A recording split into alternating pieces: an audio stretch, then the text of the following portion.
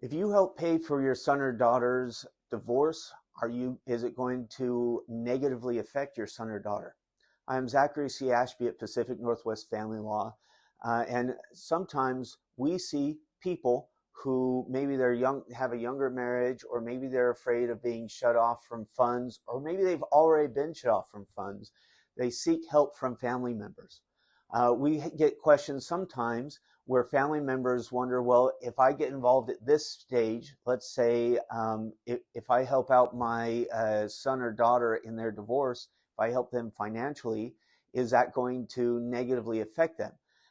Will it stop them from getting as big a settlement?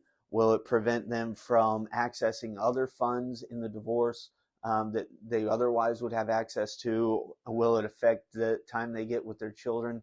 What are the ramifications is what they're interested in.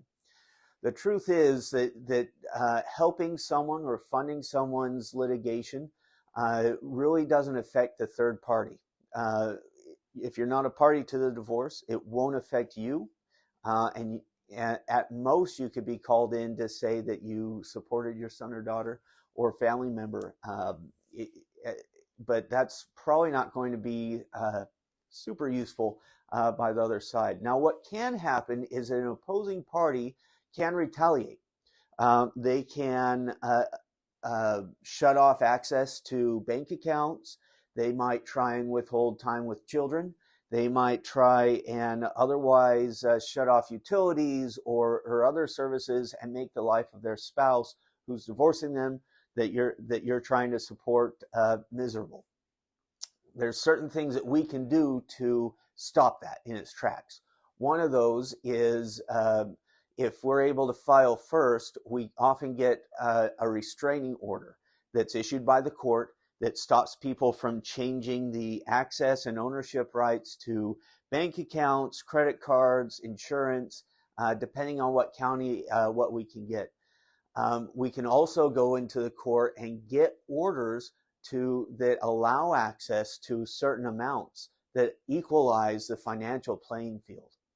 And we can get orders very quickly. They're called temporary orders that guarantee access to children and other loved ones and other resources that the marital community has. So even though you might have a bully for a spouse that you're considering that you're considering divorcing from, if you get the right legal representation on your side and take steps, you can prevent them from being a bully during the divorce. And one thing we like to say is that the best way to take care of bullies on a playground is to punch back. Legally speaking, don't actually punch anyone. That will negatively affect you. So don't engage in that. But using the resources of the law to defend yourself and to protect yourself and your loved ones is important. So don't worry if you're considering helping financially with your son or daughter's divorce or another loved one. It's not going to negatively affect them. In fact, it's going to help them a lot if they can get the right kind of representation to help them out. So I hope that's helpful. If you have other comments, please comment below.